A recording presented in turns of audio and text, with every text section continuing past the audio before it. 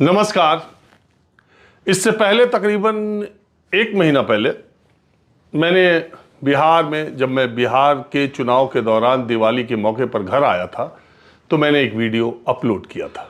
बिहार में मैंने जो देखा नाम से अपलोड किया था। इसके जस्ट पहले वाला वही वीडियो है। अगर आपने उस वीडियो को देखा होगा तो मेरी बातों से राजनीतिक समझ रखने वाले लोग इशारा समझ गए होंगे कि मैं किस तरह की बात कर रहा था। आमतौर पर जब इलेक्शन होता है, चुनाव की मैं रिपोर्टिंग करता हूं, तो मैं इस बात से चुनाव के दौरान परहेज करता हूं कि मैं अपने से कुछ कहूं कि हवा एक तरफा चल रही है या अपनी बातों को, क्योंकि पत्रकार का काम जो हो जजमेंटल होने के बजाय जो दिख रहा है, जो हो रहा है, उसको रिपोर्ट करना होता है। और मैं इसीलिए माहौल क्या है कार्यक्रम ठीक उसी तरह से रिपोर्ट करता हूं। और माहौल क्या है कार्यक्रम के जरिए मैं लोगों से जब बातचीत करता हूं, तो चूंकि मेरी पार्टी में मेरा अकेला कार्यक्रम इस देश में ऐसा है, चुनावों को और राजनीतिक खबरों को कवर करने वाला पूरे देश में एकमात्र कार्यक्रम ऐसा है जिसमें राजनीतिक दलों के प्रवक्ता या नेता शामिल नहीं होते, आम जनता ही सिर्फ रहती है। बाकी सब में आप देखिए जो भी प्रोग्राम होते हैं तो पॉलिटिकल पार्टीज के लोग रहते हैं, वो तारीफ, आलोचना, निंदा करते, एक दूसरे को काउंटर करते हैं। मेरी मजबूरी ये होती है कि अगर कोई बीजेपी एनडीए को की तारीफ करता है तो वो काउंटर करने की भूमिका मेरी ही होती है। अगर विपक्ष आरजेडी, समाजवादी, कांग्रेस, कम्युनिस्ट इनकी भी कोई बात करता है, आम आदमी पार्टी इनकी भी कोई बात करता है, तो वो भी काउंटर करने की जिम्मेदारी मेरी ही होती है। तो वो प्रोग्राम एक तरफा न लगे और जो लोग भी एकांगी बात कर रहे हैं उनको बीच बीच में रोका जाए, काउंटर किया जाए और लोगों की राय सामने रखी जाए। उसको मैंने इस तरह से कंसीव किया था, ये प्रोग्राम है, उसी तरह से करता हूं। तो उसमें बहुत गुंजाइश कम भी होती है कि आप कुछ ऐसा कर सकें। तो उसमें इतने ज़्यादा लोग बोलते हैं और जो लोग बोलते हैं मैंने आज तक कभी एडिट किया नहीं, इसीलिए कभी इस तरफ के मंदबुद्धि लोग, कभी उस तरफ के मंदबुद्धि लोग मेरे ही वीडियोस को निकाल करके मुझे ही आईना दिखाने की कोशिश करते हैं। बहरहाल उसको परे कर देते, ये सब रोज़ चलता रहेगा। मैं ये कह रहा हूँ कि मैंने इशारा कर दिया था और मेरी तरह जो आँख नाक कान खोल करके बिहार गया होगा, एक भी ऐसा व्यक्ति नहीं है जिसे ये न लगा हो कि बिना किसी दुविधा के, बिना किसी संकोच के, बिना किसी लड़ाई के एनडीए सत्ता में वापसी करता हुआ दिख रहा है, बहुत ही आसानी के साथ। अब जो सवाल उठ रहे हैं इस चुनाव परिणामों को लेकर, ज्यादातर लोगों के दिमाग में एक बात ये चल रही थी कि इतने बड़े मैंडेट का तो किसी ने अंदाजा ही नहीं लगाया था, आप तो चूक गए, या पॉलिटिकल पार्टीज भी नहीं अंदाजा लगाई थी कि इतना बड़ा मैंडेट आएगा। ये क्या चुनाव है? मूलतः 3 सवाल 4 सवाल इस चुनाव के नतीजों से निकल रहे हैं।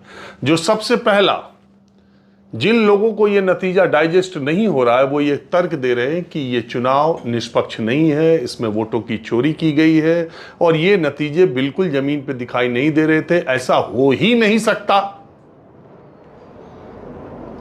दूसरी चर्चा ये हो रही है कि चुनाव आयोग की भूमिका क्या है, चुनाव आयोग बीजेपी के हाथों के कठपुतली बन गया है और चुनाव आयोग की इस जीत में भूमिका क्या है। तीसरी चर्चा ये चल रही है कि एसआईआर मुद्दा था कि नहीं, और एसआईआर ने ही खेल किया। पहले तो मतदान का प्रतिशत बढ़वाया और बाद में आश्चर्यजनक जीत एनडीए को दिलवा दी। चौथी चर्चा यह है कि फिर बीजेपी इसी तरह करती रहेगी तो बंगाल में क्या होगा, उत्तर प्रदेश में क्या होगा। तो मैं बारी बारी से, चूंकि आपने इतने वीडियोस देख ही लिए हैं, एग्जिट पोल पे भी देख लिए, नतीजों पर भी देख लिए, सारी चीजें सब सामने आई गई, लेकिन चूंकि मैं भी 100 दिन के आसपास बिहार में था और इसलिए मैं भी कुछ तथ्य, कुछ बातें आपके सामने रखना चाहता हूं। मैं बहुत ही विनम्रता से, मेरी आगे की बातचीत आप सुने उससे पहले मैं बहुत ही विनम्रता से आपसे आग्रह कर रहा हूं कि अगर आपकी सोच एकांगी है और अगर आप सिर्फ अपने मन का सुनना चाहते हैं तो हमारे वीडियोस आपके लिए नहीं है। बहुत सारे प्लेटफॉर्म हैं जिसमें आपकी मन पसंदीदा बातें और आपके खुश होने लायक बातें कहने वाले लोग मौजूद हैं। आप उनके कार्यक्रम देखें, मुझे इससे कोई ऐतराज नहीं। मैंने आज तक जिंदगी में कभी भी व्यूज के लिए, लोकप्रियता के लिए, वायरल होने के लिए कोई कंटेंट नहीं बनाया। जो मैंने देखा है जो मैं सुनता हूं, जो मेरा देखा हुआ है और जितनी भगवान ने मुझे समझ दी है इतना घूमने के बाद, वो मैं आपके सामने रखता हूं। तो पहले बात करता हूं नतीजों की। मुझे इन नतीजों से 1% का भी आश्चर्य नहीं है। आप पूछेंगे ऐसा आपको क्या दिखा, तो मैं आपको बहुत सिलसिलेवार तरीके से तर्क सहित बातें रखता हूं। आपको पसंद आए ठीक, अगर नहीं पसंद आए तो आप भी अपने तर्क रख सकते हैं। पहली बात कि क्या एनडीए ने 243 में 200 का आंकड़ा पहली बार पार किया है? क्या बीजेपी का स्ट्राइक रेट पहली बार 90% के आसपास है? नहीं। अगर आप 2010 के नतीजों को जाएंगे, 5 साल की नीतीश सरकार एनडीए की चलने के बाद बीजेपी के साथ जो चुनाव हुआ, उसमें 102 सीटों पर बीजेपी चुनाव लड़ी और उसे 91 सीटें हासिल हुई। इस बार तो 101 सीट पर लड़ी और उसे 89 सीटें हासिल हुई। उस बार 102 में 91 सीटें हासिल हुई। तो उसका स्ट्राइक रेट बिहार में इससे पहले इससे ज्यादा रह चुका है। ठीक इसी तरह नीतीश कुमार को 141 सीटों पर लड़ने के बाद 115 सीटें मिल चुकी हैं। एनडीए 206 सीटों का आंकड़ा 2010 में पा चुका है, वो भी तब जब लालू प्रसाद यादव और रामविलास पासवान ने गठबंधन करके चुनाव लड़ा था और लालू यादव को उस चुनाव में उनकी पार्टी को 22 सीटें आई थी। 3 सीटें आई थी रामविलास पासवान को और लालू यादव अपने पूरे रौ में थे। 1989 से लेकर 2005 तक उनकी बिहार में सरकार थी। 2004 से लेकर 2009 तक वो रेल मिनिस्टर थे और 2010 के इलेक्शन में ये बुरा हाल आरजेडी का हुआ था। वो इलेक्शन मैंडेट था नीतीश कुमार के सुशासन का। वो इलेक्शन मैंडेट था नीतीश कुमार के कामकाज और 5 साल के भ्रष्टाचार रहित शासन का। वो मैंडेट ऐसा था जिसमें बिहार ने बदलाव देखा और बदलाव के साथ पूरा बिहार खड़ा हो गया।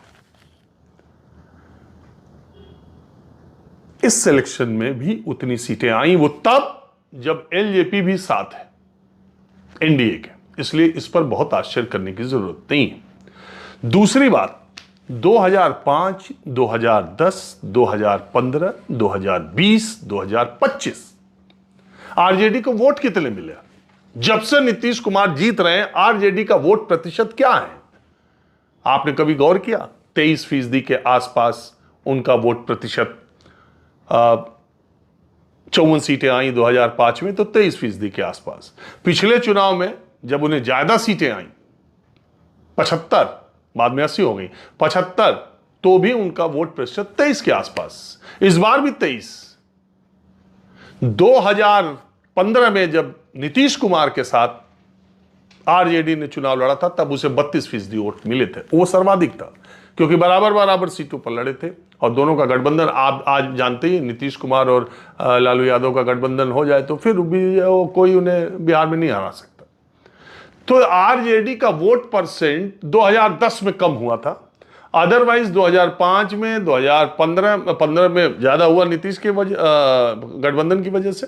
2020 में भी इतना ही था, 2025 में भी इतना ही है। सीटें इससे कम पहले भी आ चुकी हैं आरजेडी की।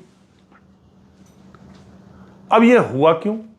20 साल के शासनकाल के बाद लोग कह रहे हैं कि ऐसा जमीन पे तो नहीं दिखाई दे रहा था। अरे भाई, जमीन पर क्या नहीं दिखाई दे रहा था? एनडीए की सरकार बनना जमीन पर बिल्कुल स्पष्ट दिखाई दे रहा था। अब बात आती है कि पैसा देकर खरीद लिया। निश्चित तौर पर अगर 10,000 की योजना नहीं होती और चुनाव से पहले बिजली का बिल माफ किया नहीं गया होता, अगर चुनाव से पहले वृद्धावस्था पेंशन बढ़ाई 400 से 1100 नहीं की गई होती, तो एनडीए को 125 से लेके 140 के करीब या 45 के करीब सीटें आती। सरकार से उन्हें हटाने का कोई मादा विपक्ष के पास नहीं था। वो आते तो जरूर। ये जो 80 सीटें बढ़ गई, ये जो 60 सीटें बढ़ गई, ये जो 50 सीटें बढ़ गई, ये सब उसका कमाल है। वो 10,000 का, वो बिजली बिल का, वो वृद्धावस्था पेंशन का, वो स्टूडेंट्स को जो उन्होंने रिलैक्सेशन दिया उसका, वो उसका कमाल है, मैं मानता हूं। लेकिन नीतीश कुमार को सत्ता से हटाने की बेचैनी और बेकरारी समाज के किसी भी वर्ग में नहीं थी। एक बात मैं और भी आपको एक कटु सत्य बता रहा हूं जो शायद आरजेडी और विपक्ष के समर्थकों को सुनने में अच्छा न लगे। मैंने कम से कम 5-7 तेजस्वी यादव की रैलियों को कवर किया। कवर मतलब मैं दिखाता तो नहीं हूं, गया देखने के लिए कि क्या हो रहा। आप यकीन मानेंगे, तेजस्वी यादव की रैली में अगर 5-6 हजार लोग पहुंचते थे तो दूसरी तरफ 10,000 वोट को वो कंसोलिडेट करते थे। वो आप पूछेंगे कैसे? वो मोटरसाइकिल से, वो गाड़ियों से इस कदर आक्रामक तरीके से रैलियों पर जाना, इस तरह से मुरेठा बांध करके और गाड़ियों के ऊपर खड़े होकर बहुत ही आक्रामक तरीके से जाना, एक जो सड़कों पर, एक जो गांव में ऐसे जाते हुए लोगों को सामान्य लोग देख रहे थे, वो मन ही मन और हम लोगों से बातचीत में कहते थे कि भैया अभी चुनाव है, अभी सत्ता में नहीं आए हैं तब यह हाल है, अगर आ गए तो ये क्या हाल होगा। ये उदंडता पूर्ण व्यवहार जो आरजेडी समर्थकों का सड़क पर चौराहों पर रहता है, उसमें कोई तब्दीली पिछले 20 वर्षों में नहीं आई और उसका एक रिएक्शन होता है। अब दूसरी बात क्या है, इंपॉर्टेंट बात है कि नीतीश कुमार को वोट आप क्यों नहीं दोगे। ये भी कोई तर्क मुझे बता दे कि बिहार में ऐसा कौन नेता है जिसका चेहरा नीतीश कुमार के सामने रख दिया जाए तो लोग कहें नीतीश को छोड़ के हम इसको वोट देंगे। नीतीश कुमार ने 20 साल में गांव-गांव सड़कें पहुंचा दी। नीतीश कुमार ने गांव-गांव बिजली पहुंचा दी। नीतीश कुमार ने पुल गिर गए, सबसे उनकी भ्रष्टाचार वाली सरकार है, उस पर दूसरी बात करूंगा। मैं अभी वो बातें कर रहा हूं जिसके आधार पर नीतीश कुमार को वोट क्यों नहीं मिलेगा, वो क्यों नहीं जीतेंगे। 20 साल से जब से वो होम मिनिस्टर हैं, कोई भी communal riots, communal tension Bihar में नहीं हुआ। बीजेपी को उन्होंने हमेशा इतना क्लच में रखा कि वो बहुत कम्युनल पॉलिटिक्स बिहार में नहीं कर पाई। मुसलमानों का भी नीतीश कुमार से कोई बैर नहीं है। वो पिछली बार का जो एक नारा चला था ना, मोदी से बैर नहीं, नीतीश तेरी खैर नहीं, ये जो एलजेपी ने अपने कैंडिडेट हर जगह खड़ा कर दिए और नीतीश के संख्या कम हुई बीजेपी के इशारे पर ये सब हुआ था, वो तो इस बार था नहीं। तो अब नीतीश कुमार को वोट न देने, अच्छा महिलाओं में जो लोग ये कहते हैं कि 10,000 रुपया देकर नीतीश कुमार ने उन महिलाओं को वोट ले लिया, अरे इस इलेक्शन में पुरुषों की भूमिका को आप ऐसे नगण्य नहीं कर सकते। पुरुषों ने भी ये मान करके कि नीतीश कुमार ही मैं बहुत लोगों से बात करता था, सब कहते थे बदलाव होना चाहिए होना चाहिए। जब मैं कहता था नीतीश कुमार को हट जाना चाहिए, कहते नहीं नहीं नहीं नहीं, नीतीश कुमार नहीं हटने चाहिए। ये फीलिंग पुरुषों में भी थी। अच्छा लोग कहते, मैं ये कहता हूं कि महिलाओं को, दुनिया की कोई भी महिला अपने पति, अपने बेटे का शराब पीना कभी पसंद नहीं करती, अपने भाई का। ठीक है शराबबंदी फेल है बिहार में, लेकिन महिलाएं, लड़कियां इसके लिए नीतीश कुमार को जिम्मेदार नहीं मानती। इसके लिए उनको जिम्मेदार मानती हैं जो ब्लैक कर रहे हैं, और उनको जिम्मेदार मानती है अपने बेटे, अपने पति, अपने भाई को जो जाके पी रहे हैं। लेकिन उसके बावजूद वो कहते हैं कि ये हंगामा तो नहीं कर रहे, ये मार तो नहीं रहे, ये छेड़खानी तो नहीं कर रहे, ये शाम को शराब की दुकानों के सामने गुजरने की जो पीड़ा औरतों को होती है, उससे तो वो 10 साल से एकदम फिट है। उन्हें यह लग रहा था कि अगर कोई दूसरी सरकार आएगी तो शराब शुरू हो जाएगी। एक बहुत बड़ा कारण था। जीविका दीदी, तमाम महिलाओं को उन्होंने जो काम किया है, महिलाओं के लिए पंचायत में आरक्षण न जाने कब का कर दिया, ईबीसी के लिए न जाने कितनी बातें कर दी। तो सिर्फ जातिगत समीकरण ही नीतीश के साथ नहीं खड़े थे, उनका ट्रैक रिकॉर्ड, और जब उनकी तबीयत, उनके दिमाग के न काम करने की बातचीत, और जब ऐसा लगा कि बीजेपी उनको डंप कर सकती है, नीतीश कुमार के रहते रहते उनके साथ खेला हो सकता है, तो बिहार की जनता के भीतर एक नीतीश कुमार के लिए सिंपैथी हुई। ये सब का नतीजा मिलकर के ये जो नतीजा आया है, वो मैं ये नहीं कहता, मुझे इतनी जानकारी नहीं है, ना मैं ये दावा कर सकता हूँ कि इसमें गलतियाँ नहीं होंगी, इसमें तिकड़म नहीं हुआ होगा, इसमें सबकी बहुत पाक साफ एकदम ट्रांसपेरेंट तरीके से ही सारे, मैं उतनी मेरी जानकारी नहीं है, ना मैं बिहार की 243 सीटों पर गया हूँ। लेकिन मैं ये दावे के साथ कह सकता हूँ कि 10,000 को भी हटा दीजिए, वृद्धावस्था पेंशन को भी हटा दीजिए, तो भी नीतीश कुमार और एनडीए को इस चुनाव में सरकार में आने से कोई नहीं रोक सकता था। पूरा बिहार उनके साथ खड़ा था और वो उनको आना ही था। दो चार वजह है उसकी और बता दूं। ये CPIML मार्क्सवादी लेनिनवादी माले, ये अपना रूट इनका गायब हो गया। इनके भी विधायक खूब पैसा कमा रहे थे, इनके भी विधायकों को लेकर लोगों में ये बातें फैल गई कि ये भी किसी पार्टी, किसी सामंतवादी साम्राज्यवादी पार्टियों के विधायकों से ये इतर नहीं है, ये भी पेट्रोल पंप बना रहे हैं, ये भी ठेके ले रहे हैं, ये भी कमीशन मार रहे हैं, ये भी कोठियां बनवा रहे हैं। तो अब कम्युनिस्ट माले के भी लोग नहीं रह गए। अब माले की पहचान क्या थी उन लोगों की? गरीबों के लिए, मजलूमों के लिए लड़ना, गरीब आदमी का जीतना, काडर का जीतना, तो वो भी गए। कांग्रेस पार्टी अब आ जाइए, कांग्रेस पार्टी की तो विधानसभा चुनाव में हमेशा से ही लुटिया डूब रही है। चाहे 2005 का देख लीजिए, 2010 का देख लीजिए, 2015 का देख लीजिए। 2015 में जब महागठबंधन के साथ ये लोग थे तब आ गई थी सीटें। 2020 का देख लीजिए, 2025 देख लीजिए, 8-7-8% के इर्द गिर्द उनको वोट मिलता रहता है। और वही 4-6 एक बार 27 सीट पाए थे, इसके अलावा ऐसे ही उनका रहता है। तो इसमें भी कोई बात नहीं है। मुझे नहीं लगता कि इन नतीजों में कोई बहुत बड़ा साजिश ढूंढने की आवश्यकता है। ये नतीजे ऐसे ही आने वाले थे। इंडिया एक तरफा जीत रही थी, ये आंख का देखा मैं बता रहा हूं, कहीं कोई एंटी इनकम्बेंसी नहीं थी। आप इससे इत्तेफाक करें न करें, आप वोट परसेंटेज देख लीजिए, सीटों की संख्या देख लीजिए। ऐसा आश्चर्यजनक रिजल्ट ऐसा इसी बार आया, ऐसा नहीं है। बिहार ने ये मैंडेट 2010 में भी दिया हुआ। अब दूसरे मुद्दे पर आ जाते हैं कि चुनाव आयोग क्या निष्पक्षता से चुनाव करा रहा है। तो शायद ही पृथ्वी पर कोई आदमी इस बात से इत्तेफाक करे कि चुनाव आयोग, आज का चुनाव आयोग निष्पक्ष है। मैं ये बातें क्यों कह रहा हूं, उसकी 2-4 बात, मैं SIR उसकी बात बाद में करता हूं।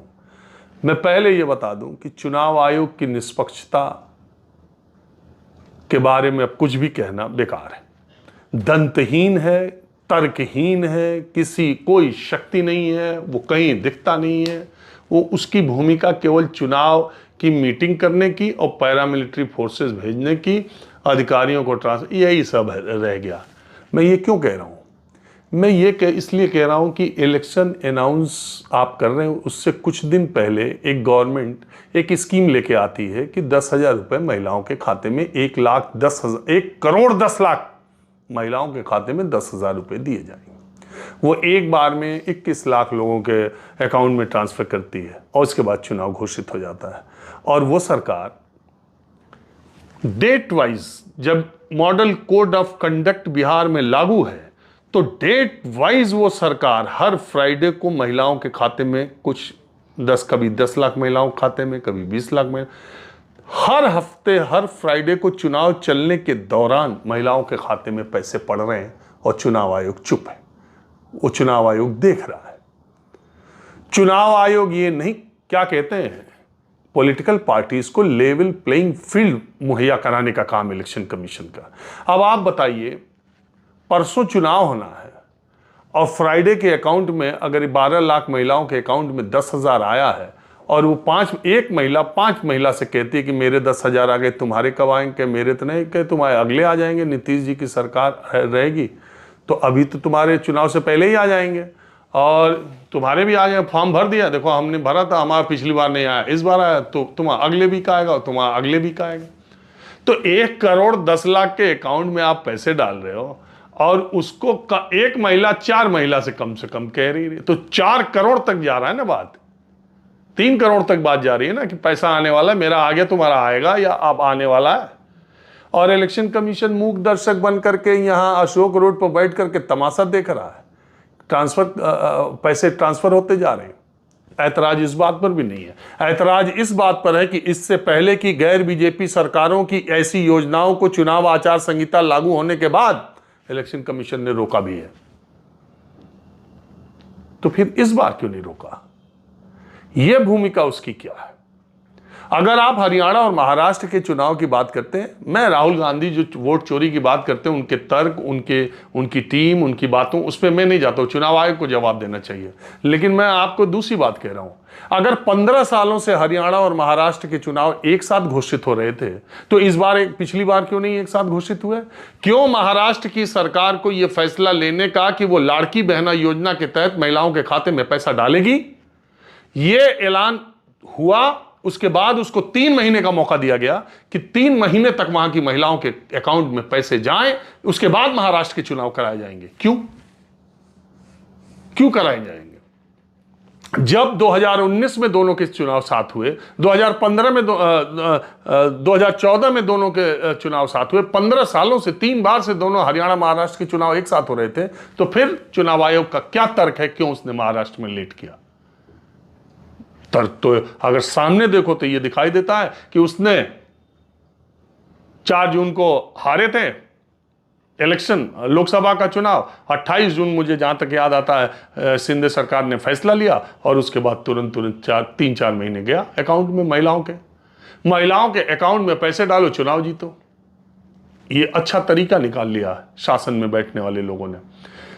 अगर दिल्ली में केजरीवाल सरकार, एलजी ना होते और अगर पैसे ट्रांसफर कर दिए होते, तो फिर केजरीवाल 62-64 सीटों पे आते, लेकिन केजरीवाल नहीं कर पाएंगे, तब एलजी उसमें फाइल लटकाएंगे, वहां पे नहीं हो पाएगा। झारखंड में चुनाव से 1-2 दिन पहले माई बहन योजना का पैसा अकाउंट में ट्रांसफर हुआ, 3000 करोड़ रुपए की इस समय कमी चल रही है। मैंने सुना, मेरे ही एक अधिकारी मित्र बता रहे थे, माई बहन योजना की मैया बहन योजना नाम है शायद, झारखंड में बहुत स्थिति खराब हो रही है। किसकी चिंता है किसको स्थिति खराब होने की? लेकिन झारखंड में, मैं आपको आज ही बता दे रहा हूं, आप ध्यान रखिएगा, झारखंड मुक्ति मोर्चा एक ऐसी पार्टी है जिसको लेकर के भारतीय जनता पार्टी और उसका शीर्ष नेतृत्व तो बहुत लिबरल रहता है। वो मौके की ताक में है, मौके की फिराक में है। वो मान के चलते हैं कि झारखंड मुक्ति मोर्चा आज नहीं तो कल नहीं तो परसों हमारे पास आएगा ही। ऐसे नहीं आएगा तो वैसे आ जाएगा, लेकिन आ जाएगा। मुझे ऐसा लगता है कि वो दिन दूर नहीं जब झारखंड मुक्ति मोर्चा भी एनडीए में शामिल हो जाए, तो बहुत अचरज की बात नहीं है। इसलिए थोड़ा सा हल्का हाथ झारखंड पे रखते हैं, झारखंड मुक्ति मोर्चा पर रखते हैं। अब बात बंगाल की, तो बंगाल में तो इलेक्शन में से पहले ही वहां तो ऑलरेडी ममता बनर्जी पैसा दे रही हैं, और अगर यही हाल रहा तो 1-2-3 महीने के भीतर ममता बनर्जी, वो उनकी क्या, लक्ष्मी नाम भूल गया मैं, वो योजना है जिससे गरीब अमीर महिलाओं सबको पैसा जाता है, SC ST को कुछ ज़्यादा जाता है, वो रकम वो और बढ़ा देंगी। तो एक तरीका, वो कहते हैं ना, आपके ही हथियारों से आपको काटना, तो ममता बनर्जी भी ये बढ़ा करके दे देंगे। लेकिन सवाल ये है कि जिन राज्यों में कांग्रेस की सरकार है, उन राज्यों में वो शासन करने के बाद दोबारा क्यों नहीं लौटते, और बीजेपी की जिन राज्यों में सरकार बन जा रही है, वो लगातार वापस रिपीट हो रहे हैं। इसका भी क्या कारण है, और उनके काम करने का तरीका और कांग्रेस के काम करने के तरीके में क्या फर्क है, आप बताइए। जानबूझ के मुझे लगता है कि बिहार के प्रभारी ऐसे लोगों को कांग्रेस पार्टी बनाती है जिनका बिहार के लोगों, खान पान, बातचीत, भाषा से कोई लेना देना नहीं। बहरहाल बिहार में कांग्रेस का वैसे भी कुछ नहीं है, तो वो चाहे किसी को प्रभारी बना दें, उससे क्या होता है। अब आते हैं SIR पे। राहुल गांधी ने बिहार चुनाव से पहले SIR को जो चुनावी मुद्दा बनाने की कोशिश की, वो सबसे बड़ा ब्लंडर है। हम पहले दिन से कह रहे हैं, और आज भी मैं कह रहा हूं कि बिहार के लोगों के दिमाग में SIR कोई मुद्दा नहीं था, और चुनावी तो कतई नहीं था। SIR पे बहस हो सकती है। मैं वो रिपोर्टर हूं, जिस दिन SIR शुरू हुआ, मैं पूरे बिहार में, राहुल गांधी की यात्रा से पहले मैं पूरे बिहार में 22 से 25 दिन तक घूम करके मैंने SIR में हो रहे फर्जीवाड़े, कोरम पूरा करने, मेरे वीडियो में बोलने वाले लोगों पर FIR तक हुए। बाद में अजीत जी गए, उनके ऊपर भी FIR हुआ।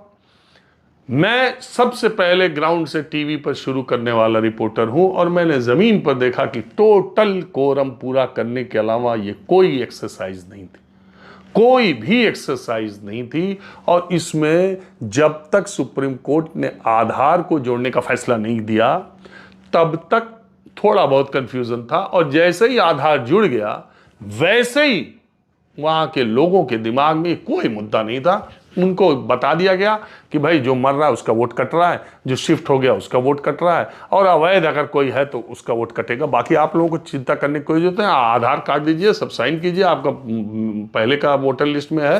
बीएलओ गांव का ही मास्टर होता है, बीएलओ गांव के ही अगल बगल का होता है, लोगों को उस पर भरोसा है, और यही हुआ है। और उसने सबका भर दिया, उसमें कोई अपने हाथ से साइन करके भी भर दिया। मैंने तो अपनी आंख से देखा है, लोगों ने गांव में फार्म दिया ही नहीं, बीएलओज ने अपने ही भरे, अपने ही साइन किए और अपलोड कर दी।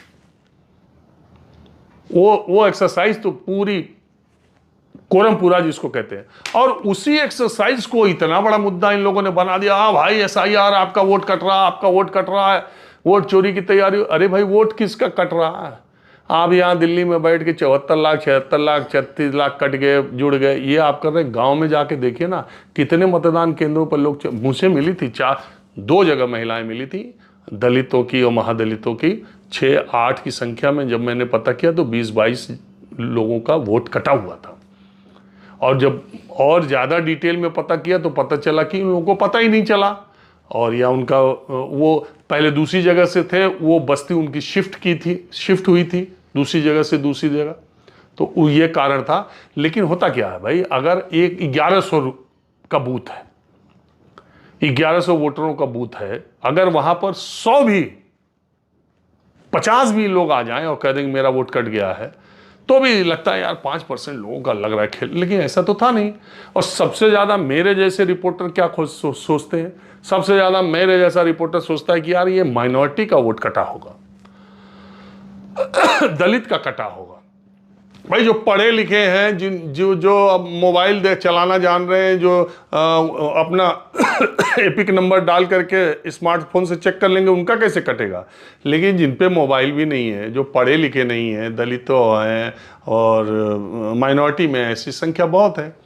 लेकिन माइनॉरिटी वाले तो आप समझते हैं, सरकार डालो पात।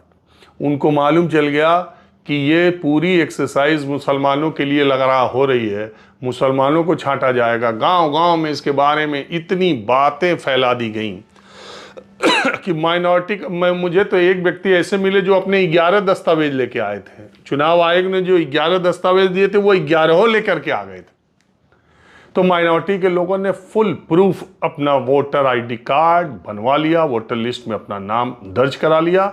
अगर मेरी बात पर आपको यकीन ना हो तो सीमांचल में, कटिहार में, किशनगंज में, पूर्णिया में, उन जिलों के जो भी आपके रिश्तेदार, दोस्त, मित्र या जानने वाले हो माइनॉरिटी के लोग, उनसे आप पूछिएगा कि कितनों का वोट कटा और कितना गड़बड़ हुआ। तब आपको पता चल जाएगा कि एसआईआर कितना बड़ा मुद्दा है। और एसआईआर चुनाव, मैं ये नहीं कह रहा हूं कि चुनाव, मैंने तो बताया चुनाव आयोग कर कुछ और रहा है और आप उसको घेर दूसरे चीज पर रहे हैं। मेरा कहने का मतलब ये है, चुनाव आयोग की क्या भूमिका। अभी देखिए बंगाल में जब चुनाव होगा तो देखिएगा चुनाव आयोग कितना ताकतवर आपको दिखाई देने लगेगा। उसकी ताकत का अंदाजा ही नहीं लगेगा कि कितना उसके पास ताकत आ गई है। और बिहार का चुनाव हुआ, कहीं दिखाई दिया? बहरहाल, और तीसरी बात यह कि अब पश्चिम बंगाल में चुनाव होगा तो क्या होगा। देखिए 2020 में भी एनडीए जीती थी, 21 में भी चुनाव हुआ था, 2015 में नीतीश कुमार और लालू यादव जीते थे, 2016 में भी चुनाव हुआ था। बंगाल का चुनाव बिहार के चुनाव से अलग है। पहली बात, बंगाल में बीजेपी के पास अपना कोई चेहरा नहीं है। दूसरी बात, बंगाली प्राइड जो बंगालियों के अंदर है, 2 लोग, पूरा रेनेसा, अगर भारत का इतिहास आप पढ़ेंगे तो सामाजिक सुधार के आंदोलन भारत के 2 प्रदेशों में सबसे ज्यादा हुए, एक बंगाल में और एक महाराष्ट्र में। और महाराष्ट्रियन में और बंगालियों में, महाराष्ट्र वो जिसको प्राइड बोलते हैं, वो इन 2 स्टेट्स में बहुत ज्यादा है। अगर आप शिक्षा, साहित्य, संगीत, ये सारी चीजों में देखेंगे तो ये इन 2 स्टेट्स का बड़ा दबदबा रहता है। और इनकी जो भाषा है मराठी और बंगाली, उसका साहित्य, उसका सिनेमा बहुत विकसित है। तो बंगाली प्राइड अपने आप में एक बहुत बड़ी चीज़ है। और हिंदुस्तान की राजनीति में आज़ादी के बाद ये पहली सरकार है मोदी जी की जिसमें कोई बंगाली कैबिनेट मिनिस्टर नहीं है।